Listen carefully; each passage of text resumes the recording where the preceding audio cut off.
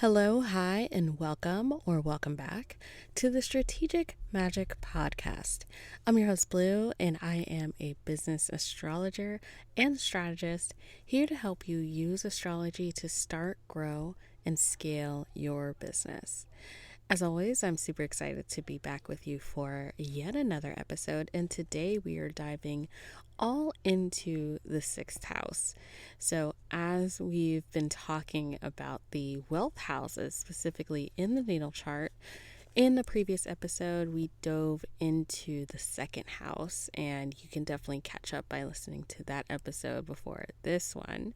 But the sixth house, the second of the three wealth houses, is one that I feel like really deserves a lot more love than it gets. A lot of people aren't really thrilled about the sixth house, and it has this reputation of not being as exciting or sexy as some of the other houses. But in today's episode, we're going to talk about why the sixth house is important, the role that it plays within the grand scheme of your natal chart, as well as the role that it plays in business astrology specifically. We're also going to dig into how to use the sixth house in your business, how to use its strengths in order to support you in starting, growing, or scaling your online business. So definitely have a pen and paper handy, and let's get into today's episode.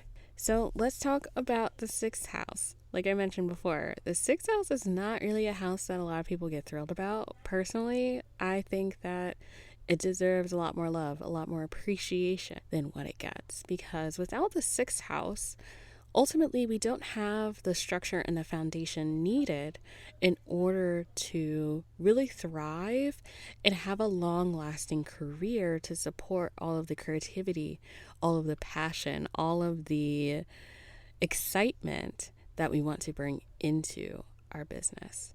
This is often a pattern that I see too with my clients, especially those that are in creative fields or identify as creative business owners. There's so much emphasis on the creativity aspect, on being able to have the freedom and the flow to create, to build, to use your inspiration in order to create the services and the offers that you want to bring out into the world. But the part that is so needed when it comes to having a successful business is the structure. And this is the part that a lot of creative business owners really struggle with. It's finding that balance between having the support needed where you still feel the freedom to create, but also enough structure so that your ideas can make the transition between being in your head and becoming something that is tangible, something that is useful to your clients, to the people that you want to be working with, because that's the whole point of you going into business. And structure is also needed in relationship to the transformation piece in general. So with the second house, what we talked about in the last episode, the second house is the house that deals with our values. It's the things that are important to us, right? And within business astrology, the second house also points to our most monetizable skill sets. But again, in order to have the idea move from being something that has immense potential into something that is tangible and that is proven to be useful, you have to have that structure in place in order to move along that process. And so no matter how unsexy it may be, routine, structure, support, all of that is necessary. Without the tangible foundation in place, a lot of the ideas that you have can kind of die on the vine because they don't have what they need in order to grow and make that transition out of just the idea phase itself. So that's really the role that the sixth house is here to play. It's following the fifth house, which is the house of creativity and joy. And the sixth house deals with the mundane. It's what is needed on a day-to-day basis in order to be grounded and to really utilize. And so we can look to the natal chart for inspiration with this. In order for creativity and joy to take root, to take form, to be useful to us, we need something to ground them with. And so that's the wisdom that comes with the 6th house coming after the 5th house. Once you've identified what lights you up, what is exciting, what is fun and pleasurable for you, right? Now we can take that inspiration and really use it to create tangibility for these ideas to take root. And in that way, the 6th house rules over health, wellness, routines. In Hellenistic astrology, this is the house of occupation. It's productivity, service, and health. So within a business astrology context, we can look at it from a few ways, right? In a traditional, straightforward business reading, we can look to the 6th house as the house that points to what the day job could be. So this is not necessarily the work that you would do for the joy of it, for the love and the passion that you have. This is a job that you would maybe take on to perhaps bridge the gap between you quitting the job that you were doing previously and, being a full-time self-employed entrepreneur or business owner. The 6th house could represent the job that you have that is literally just here to pay bills. And there's, I think, a lot of shame around that, especially in the online space, no matter what stage you are in your business building process. But that is so needed, right? Sometimes we just need that bridge job. Sometimes you just need that job that is not here to get you excited. It's not really here to fulfill a deep purpose within your birth chart, but it's literally just here to pay bills, to create the stability for you to pursue your passions by providing that security for you in assisting you in getting those tangible needs met. This is also the house that we can look to in what is needed in order to create the foundations of a healthy routine. So this can be talking about literal health and wellness. So like working out, eating right, getting enough sleep, taking care of the physical body in a very straightforward way. But this could also pertain to the health of the work that you are pursuing, right? If we see this from a context of you're already a full-time business owner, right? The 6th house can point to what is it that you are doing on a day-to-day basis? What does your business require of you in order for it to run at its healthiest, to run optimally, to be able to fulfill its duties, right? In order for you to be able to work at full capacity, to call in those clients, to be able to fulfill those orders, to fulfill the services that you provide, what is actually necessary for you to do that, right? Is it having your workspace look a certain way to ensure that you're getting your needs met, to ensure that you're able to feed yourself, to get enough sunlight, to exercise, to spend time resting, and not just sleeping, but getting all types of rest? This is all part of what goes into the health and wellness conversation, and also what the 6th house points to. This is also like what the day-to-day routine looks like. And we can look to so many different things within astrology with this, like planetary planning. But this also points to, what is the routine that you follow that you feel the most balanced in terms of having equitable levels of creativity and structure in order to you fulfill what is needed for your business. So we can use the example of a traditional work week to kind of look to the strengths of the 6th house. Monday through Friday, there are different things that you need to do in a week. And even if you're working on a business part-time, full-time, doesn't matter. You can still do this exercise, right? So thinking about in a typical week, what are the tasks that you are completing? What are the things that you are doing in your business? What are the tasks that are required of you in order to fulfill the services and the offers that you provide? What's required of you for marketing? What's required of you for outreach, for fulfillment, for any of the in-between things that you just need to do, right, to keep your business running? And then you can break that down to what is the predictable work, right? So for example, let's say that you send out a newsletter, or you write to your email list once a week. You have a podcast episode that you record once a week. You have Instagram posts that you post 3 times a week. And then on average, right, let's say that you have like 2 clients that you are currently working with. What are the tangible to-dos that you have with those clients? If you have sessions, what do you need to do in order to prepare for those sessions, right? And then if you have a physical business, all right, you have a physical product that you sell, right? What's required of the process of creating that product, packaging it up, fulfilling orders, and actually shipping it out, getting it into the hands of your customers. So all of that goes into routines as well, the place where the 6th house really shines. And so when we look to a blending of the Hellenistic definition of this house as well as the modern understanding of the 6th house, ultimately this is pointing to what are the foundations that are needed in order for your business and your life to thrive as optimally as possible. I really love the messaging and the wishes of this house, what it really wants to assist you in fulfilling, because again, without the structure in place, there's no way for creativity to thrive.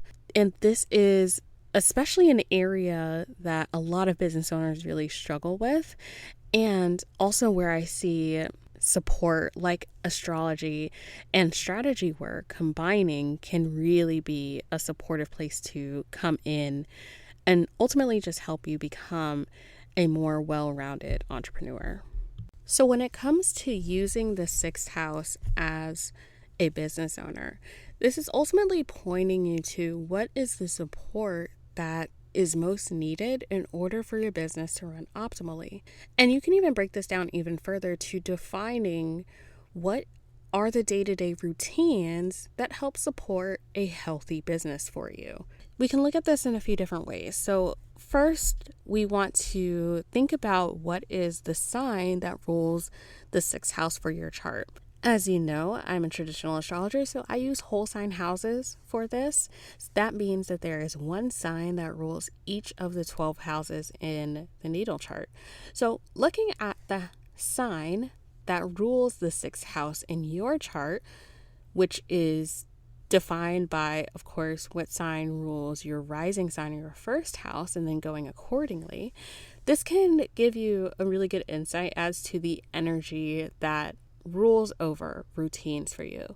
So let's say that you're a Cancer rising, right? That means that Sagittarius is ruling your 6th house. So the energy that supports wellness and routines for you is going to look very differently than if you are a Scorpio rising and you have Aries ruling your 6th house. With each sign, there's the modality, the element. This can point to, again, helping you to define even further what this energy of structure and support looks like. And so I do want to encourage you to release this idea that structure, routine, support have to be this very drab, like boring practice. Because again, astrology can help you personalize this to match the energy that is already existing within your chart. You also, of course, want to take note of any planets that are in the 6th house as well. So for me, of course, I focus on the traditional planets, the Sun through Saturn, as well as the North Node, the South Nodes that may be existing in this chart. All of that can be really important information to help you further direct the energy of the 6th house. So let's say that you have Saturn in your 6th house. Okay, Saturn, I feel like, is very comfortable in the 6th house because even though Saturn is a planet of restrictions and order, it's also a planet that rules over devotion, because devotion is really needed in order to fulfill and to remain loyal to a process, a routine. And what better house to have the planet of structure within than the 6th house, a space where it can naturally use those inclinations towards what is supportive, what is not, discern through that, and to use it for the betterment of yourself and the betterment of your business. If you have the moon here, right? This can also point to a desire for those structures and routines in order to have those emotional fulfillments take place. And so defining which planets are here in the sixth house can really help you to get a better sense of what that structure and routine can look for you. So ultimately, what we want to do here is identify what structure and routine look like for your unique chart. Another thing to take note of are any aspects that are happening to the sixth house. So what are the relationships between the planets that are in the sixth house with each other, right? Do you have a stellium here, meaning that you have 3 or more planets that are in the sixth house? Do you have any personal planets here? So like your sun, moon, even your Venus or your Mercury, or even your Mars here in the sixth house? And what are the relationships that are happening between the other houses? So maybe you have a trine that is happening from your sixth house to one of the other houses, right? Or perhaps you have not so supportive energy, like a opposition that is happening, or a square that is happening between your sixth house and one of the other houses. So this can also impact the way that the energy is flowing between the houses. Because again, this is just as much about the individual chart and understanding how to use its energy as it is about learning how to connect the energy of your natal chart as a whole. I'm particularly interested to know as well if you have any kind of relationships happening between your sixth house and your second house. This can especially point to supporting you in growing and scaling your business. So again, because that sixth house is also one of the wealth houses, right? And this is pointing to the literal day-to-day of running your business, of having a day job, right? This can indicate, in particular, is having a business like even for you, right? This can really clarify that.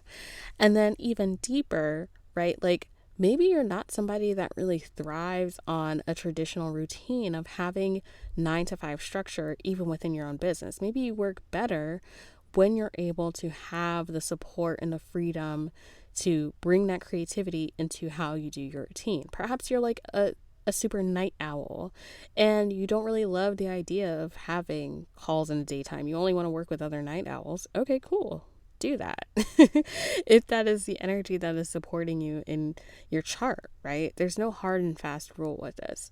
But again, being able to identify what is happening within the house can really help you to translate that energy into how to make your business work with you, how to allow your business to work with your nature rather than against it. And that is what is going to best support you in creating a successful business. So if you want to dig deeper into your sixth house and learn how to use it to start, grow, or scale your business, I want to encourage you, book a business astrology reading with me. This is where we go all in on not just your sixth house, but all of the wealth houses, the second house and the 10th house included, as well as your midheaven placement. And we look at your chart as a whole to determine, what is the best route for you to take in order to start, grow, or scale your business. And if you're interested in learning all of that and also incorporating the gene keys into helping you further understand how to bring all of this magical energy into your business strategy, then I want to encourage you to book a business energetics reading. All of the information for that, as well as everything I've mentioned to you in this episode, can be found in the show notes below. So go ahead, check that out.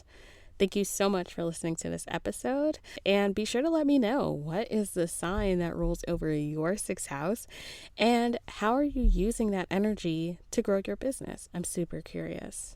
All right, that's all I have for you in today's episode. I'll see you in the next one. Bye.